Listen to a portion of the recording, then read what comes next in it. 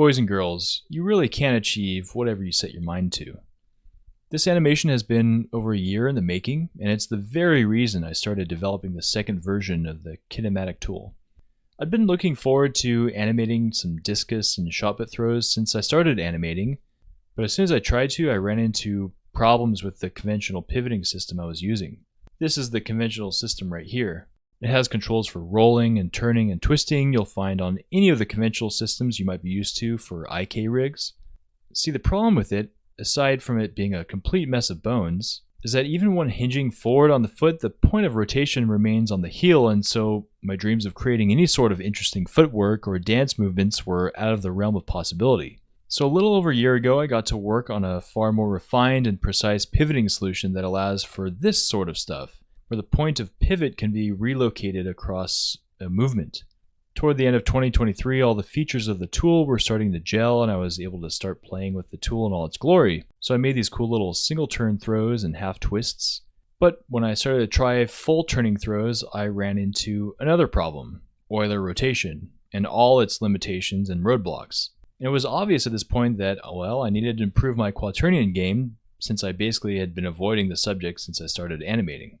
So I watched a bunch of videos on quaternions, and I did a bunch of experiments until I began to develop a nice warm feeling of confidence for quaternions, especially when it comes to spacing and working with the curves in the graph editor. Man, I could just watch those arcs all day long. So I followed it up with a body-only discus spin. Then I turned my eyes toward Krauser's shotput throws. I just really like how much weight he's moving around. Did you know he can squat over 700 pounds? It's insane. So I opened up the biped model, and I did a study just of the lower half of the body, which turned out pretty darn good. All those spins are so fun to watch. Kind of mesmerizing, really. But I was still feeling pretty shaky about the whole thing, so I did a study of just the upper body, and I followed it up with a block out of Krauser's shotput throw. Ignore that janky ball flying around there. At this point, there was really nowhere else to go but to take the final leap and try the full spinning shotput.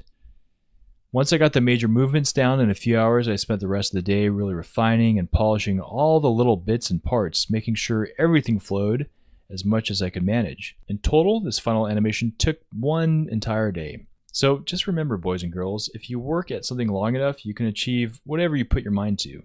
That's the case for me with this animation that I kept in my sights while developing the kinematic tool, which has been a labor of love.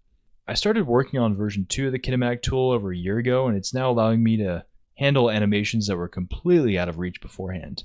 It really does improve the whole animation workflow, and I think you'd be missing out on a lot of my efforts if you passed it up as an animator. So check it out. Head over to kinematictool.xyz and take a look at all its fancy features. It also comes with the models I used in these studies. Anyways, thanks for subscribing, and catch you on the next one. Peace!